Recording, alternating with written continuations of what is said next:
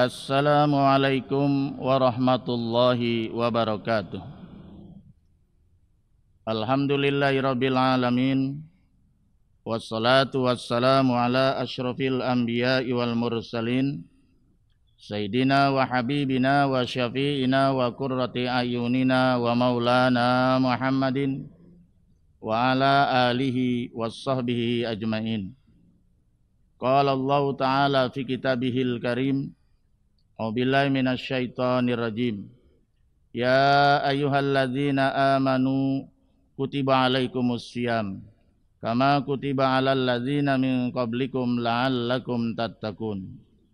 Wa qala Rasulullah sallallahu alaihi wasallam, man shoma ramadhana imanan wa ihtisaba ghufira lahu ma taqaddama min dzanbi. Ai kama qala Rasulullah sallallahu alaihi wasallam. Rabbi shrahli sadri wa yassirli amri wahlul 'uqdatam min lisani yafqahu qawli.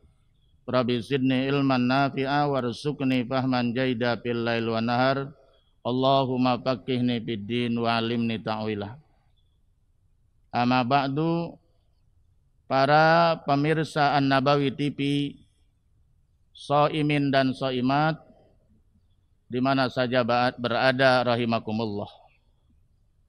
Marilah kita bersyukur kepada Allah karena sampai saat ini kita masih diberikan kesehatan dan kekuatan lahir dan batin sehingga kita dapat melaksanakan kewajiban kita sebagai pribadi muslim dan muslimah, yaitu melaksanakan ibadah Ramadan. Mudah-mudahan rangkaian ibadah Ramadan kita, baik yang wajib maupun yang sunnah, yang telah maupun yang sedang kita laksanakan, diterima dan disempurnakan oleh Allah Subhanahu wa taala. Salawat dan salam kita sampaikan kepada baginda Rasul Nabi besar Muhammad sallallahu alaihi wasallam. Mudah-mudahan kita sebagai umatnya senantiasa merujuk kehidupan kita sehari-hari kepada apa yang diteladani oleh Rasulullah sallallahu alaihi wasallam sehingga kita dapat meraih syafaat Rasulullah sallallahu alaihi wasallam. Amin. Pemirsa An-Nabawi TV di mana saja berada rahimakumullah. Pada saat ini perkenankanlah saya Al-Fakir akan menyampaikan kuliah Ramadan dengan tema hal-hal yang disunahkan bagi orang yang sedang menjalankan ibadah puasa. Apa sebetulnya sunnah itu? Sunnah dalam pandangan fuqaha berbeda dengan sunnah pandangan muhaddisin. Kalau sunnah berdasarkan muhaddisin dalam ilmu hadis, itu adalah apa-apa yang melekat dan mentradisi pada dirinya Rasulullah sallallahu alaihi wasallam. Misalnya Rasulullah sallallahu alaihi wasallam senantiasa mengerjakan puasa Senin dan Kamis. Berarti puasa Senin dan Kamis adalah sunnahnya Rasulullah sallallahu alaihi wasallam. Tetapi sunnah dalam pandangan fuqaha atau para ahli fikih, sunnah itu adalah ma yusabu ala fa'ilihi wa la yu'aqabu ala tarikihi. Sesuatu apabila dikerjakan maka dia akan mendapat pahala, dan apabila ditinggalkan dia tidak mendapat dosa. Dengan kata lain, yusabu ala fa'ilihi wa la yu'asabu ala tarikihi. Tidak akan mendapat pahala bagi yang menunaikannya dan juga tidak mendapat apa-apa bagi yang meninggalkannya. Itulah sunnah dalam dimensi ilmu fikih.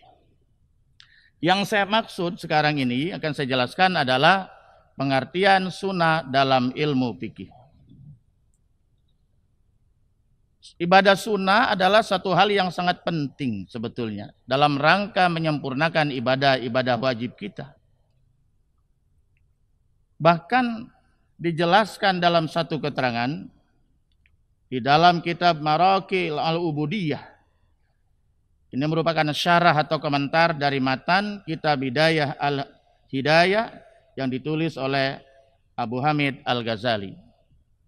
Di sana jelaskan wala yazalul abdu yataqarrabu, dan tidak ada henti-hentinya seorang hamba itu mendekatkan diri atau yatahabbabu, yaitu mencintai ilayya kepadaku, kata Allah, binawafil dengan ibadah-ibadah sunnah.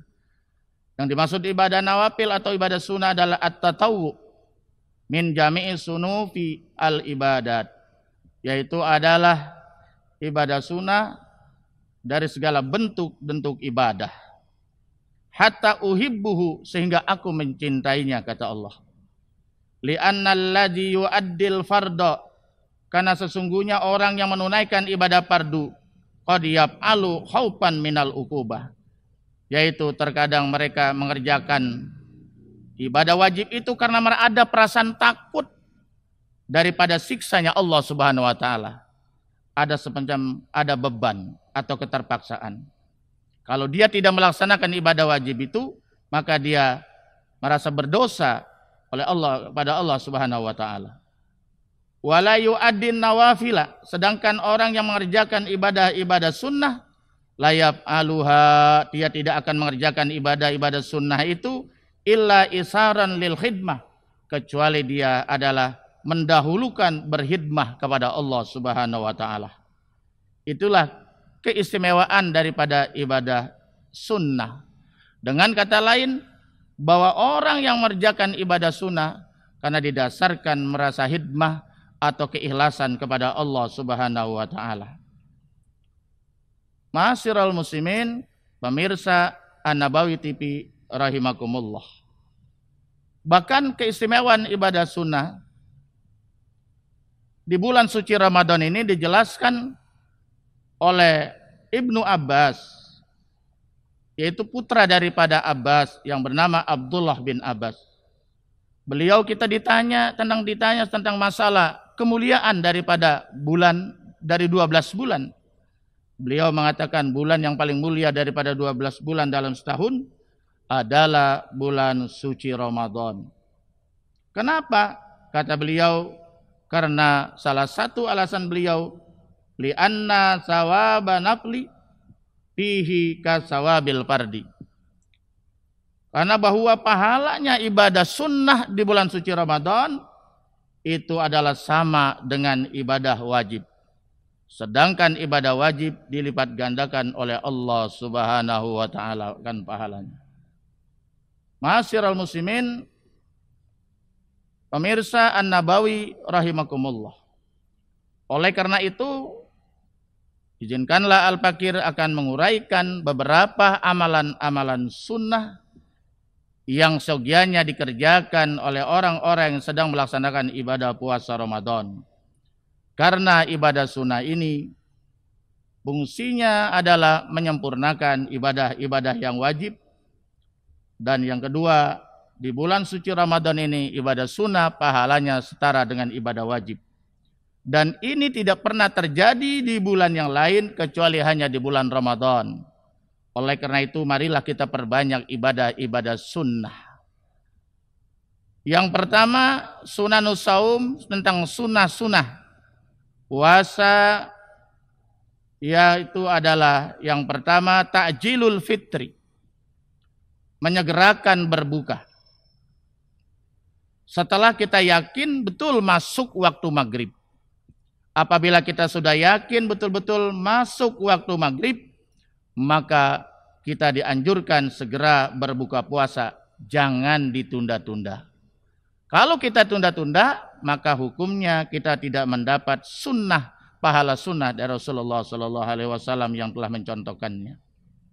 Tapi juga jangan sampai keduluan, karena kalau kita keduluan mendahului waktu bulan maghrib walaupun 1 menit, kita sudah berbuka puasa, maka hukumnya batal puasanya hari itu dan kita wajib qada selama 1 hari yang kita batalkan pada saat itu. Kenapa demikian? Karena dalam satu kaidah dijelaskan al-aslu baqa'u makana ala makana. Karena asalnya kita berbuka puasa walaupun kurang 1 menit itu adalah siang.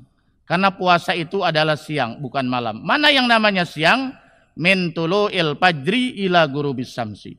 Itulah yang namanya siang. Dari mulai terbit fajar yaitu subuh sampai terbenam matahari itu adalah siang.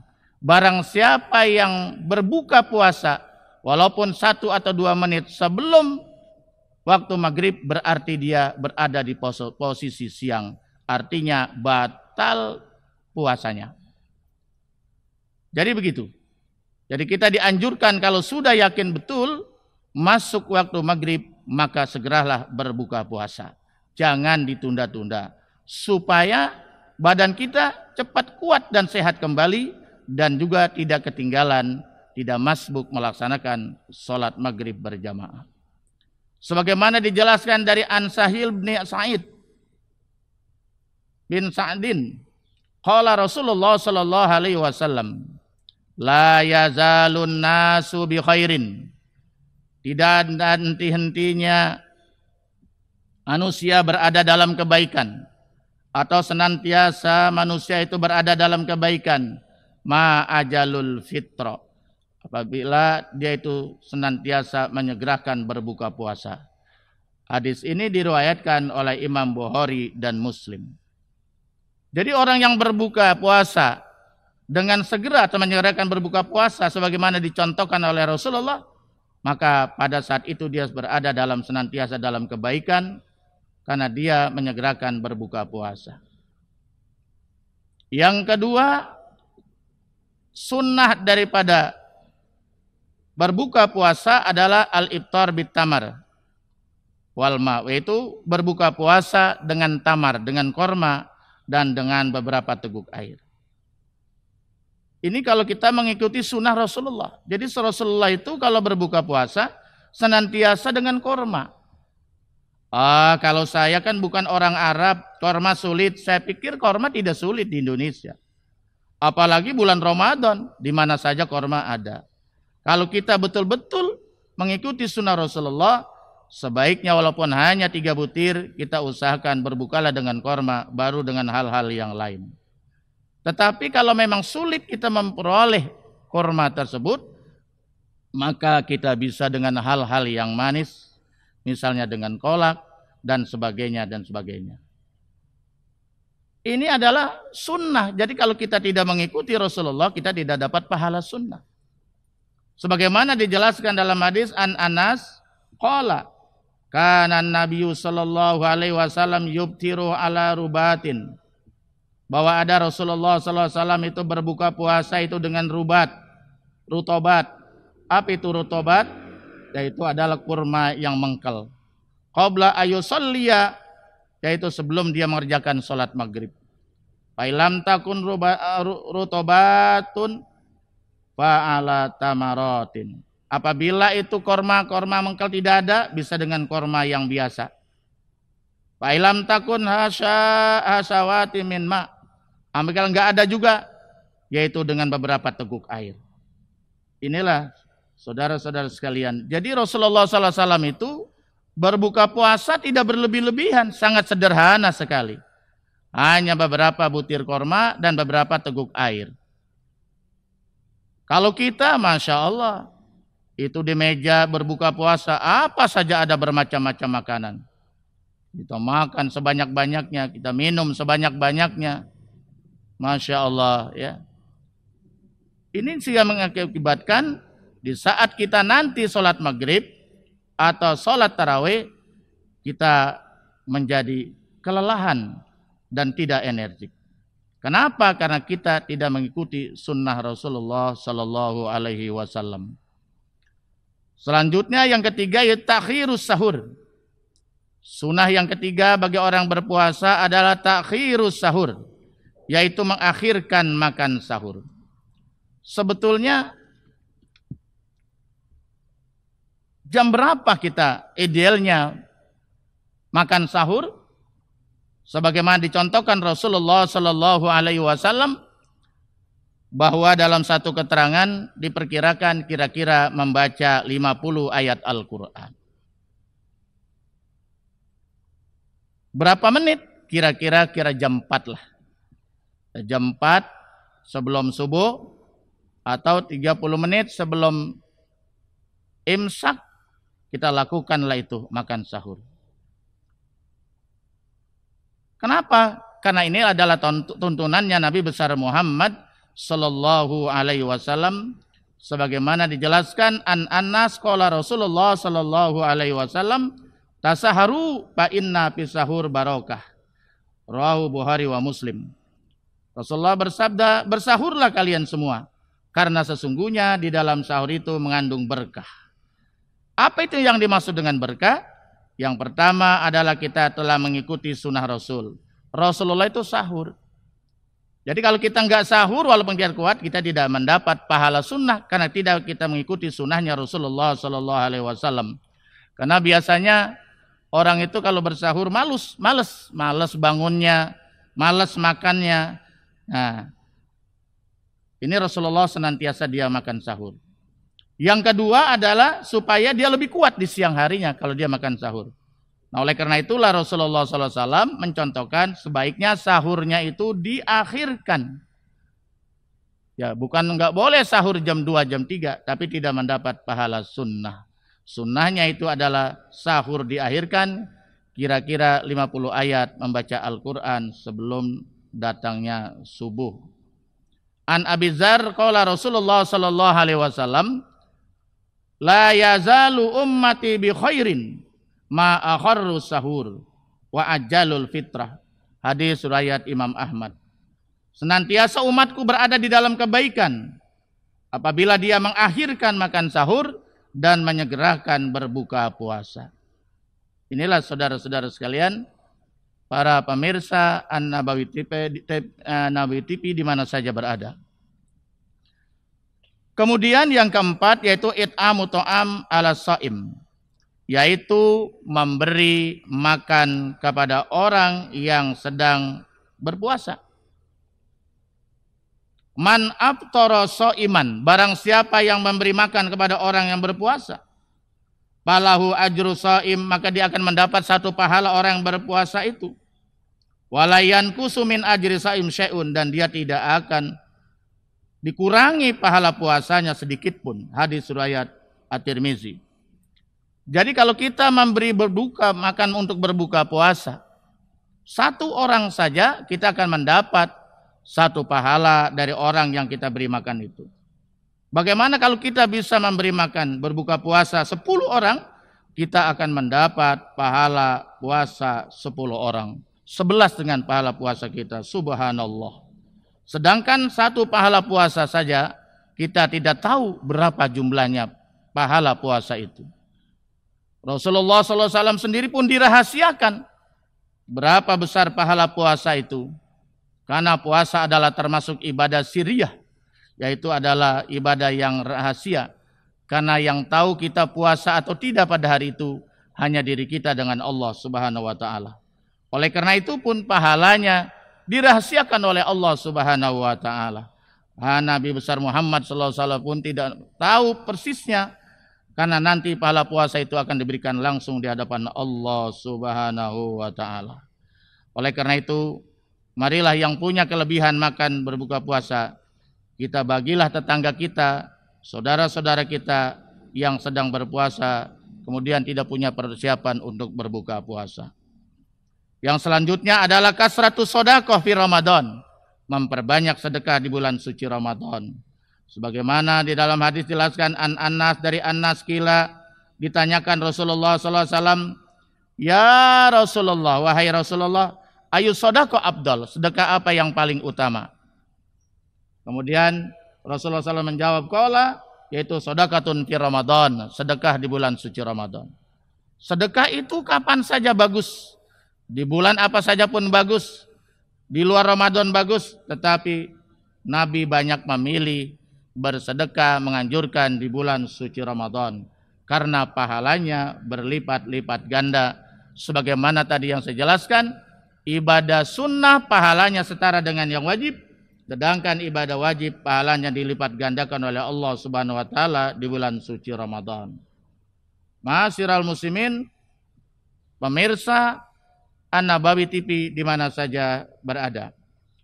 Yang terakhir adalah kasratu zikri wa du'a wa qiraatul Quran. Kemudian yang keenam, kita juga dianjurkan yaitu banyak berzikir kepada Allah. Ya karena orang yang berpuasa itu diamnya saja sama dengan membaca tasbih. Tidurnya saja bernilai ibadah. Bagaimana kalau kita benar-benar membaca tasbih, membaca istighfar, bermacam-macam kalimat-kalimat zikir yang mendekatkan diri kepada Allah kita baca, betapa besar pahalanya. Dan juga kita dianjurkan banyak berdoa kepada Allah Subhanahu wa taala. Kenapa? Karena ada awat mustajabah. Doa-doa yang kita sampaikan di bulan Ramadan insya Allah diijabah oleh Allah Subhanahu wa taala. Dan juga kita dianjurkan banyak membaca Al-Quran. Karena Al-Quran ini adalah manhaj. Al-Quran ini adalah imam kita. Nanti salah satu soal kubur adalah nanti kita akan ditanyakan, wa ma imamuka. Apa imammu di dunia, peganganmu, manhajmu? Yaitu tentunya jawabannya Al-Qur'anu imami. Bagaimana kita akan bisa berimam kepada Al-Quran kalau kita sendiri saja Al-Quran tidak punya? Sementara kita saja tidak pernah memegang Al-Quran. Kita lebih banyak memegang handphone daripada Al-Quran. Kita lebih banyak membuka handphone daripada membuka Al-Quran. Kita lebih banyak membaca handphone daripada membaca Al-Quran. Sedangkan Al-Quran adalah satu amalan yang nanti kelak di akhirat di alam kubur akan menemani kita. Ada dua amalan yang nanti di alam kubur menjelma menjadi makhluk yang akan menemani kita. Yaitu yang pertama adalah amalan puasa.